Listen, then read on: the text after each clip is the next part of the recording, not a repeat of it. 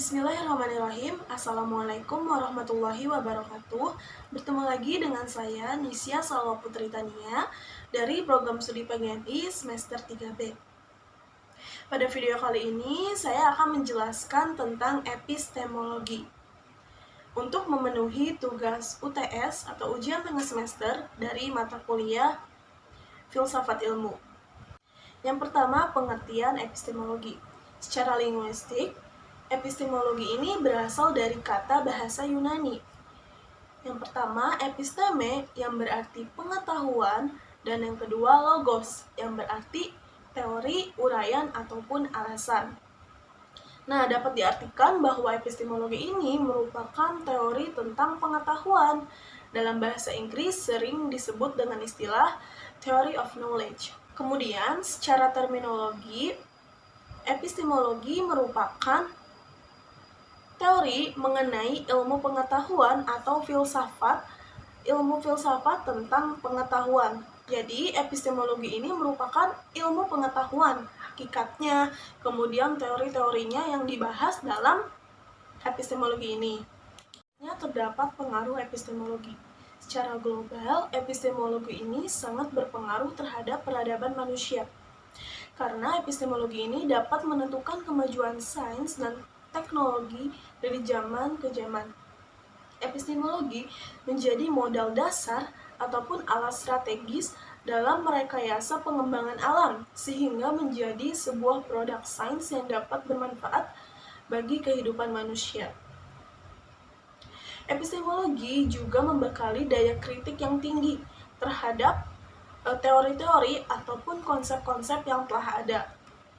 Penguasaan epistemologi, terutama cara-cara memperoleh pengetahuan, sangat membantu seseorang dalam melakukan koreksi kritis terhadap bangunan pemikiran yang diajukan oleh orang lain maupun pemikiran diri sendiri.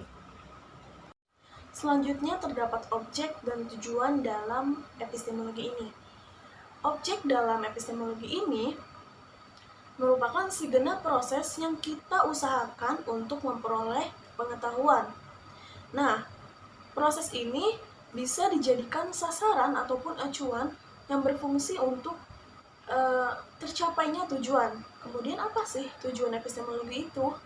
Tujuan epistemologi yaitu agar kita dapat memiliki potensi untuk memperoleh pengetahuan. Jadi bukan hanya sekedar rasa ingin tahu terhadap pengetahuan, tapi juga kita dituntut untuk paham, untuk bisa menemukan syarat-syarat bagaimana caranya kita bisa memperoleh pengetahuan itu. Selanjutnya terdapat persyaratan dalam epistemologi ini.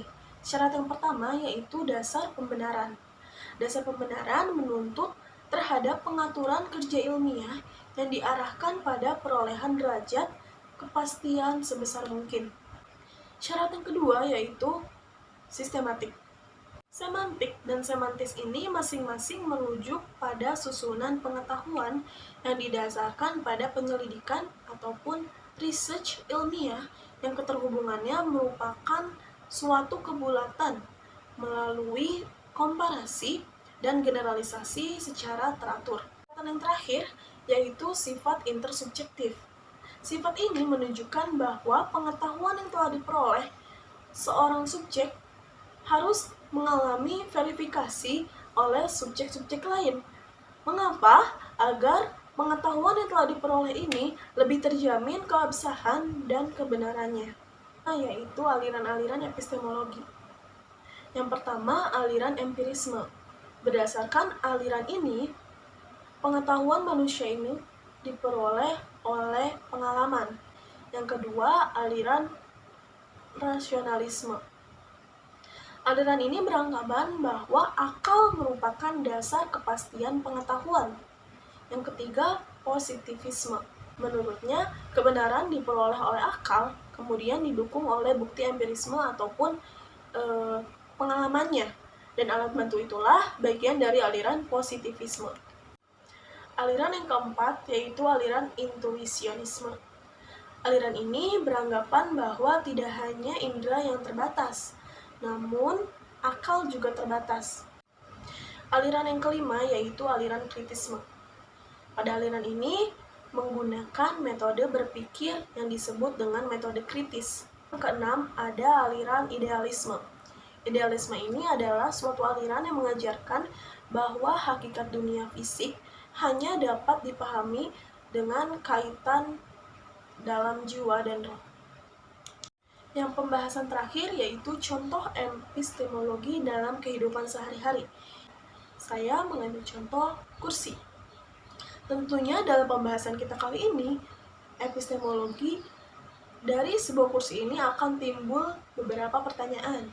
Di antaranya, bagaimana kita bisa tahu bahwa benda tersebut adalah kursi? Kemudian, berdasarkan dan dengan hal apa saja kita bisa memiliki pemikiran dan beranggapan bahwa itu benar-benar sebuah kursi.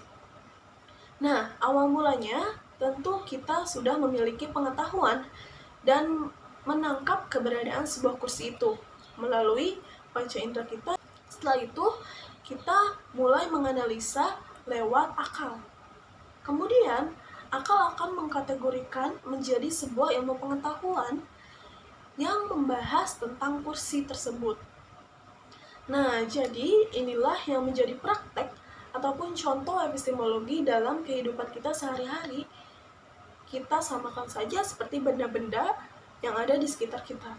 Baik, hanya itu saja yang dapat saya jelaskan tentang epistemologi. Terima kasih. Wassalamualaikum warahmatullahi wabarakatuh.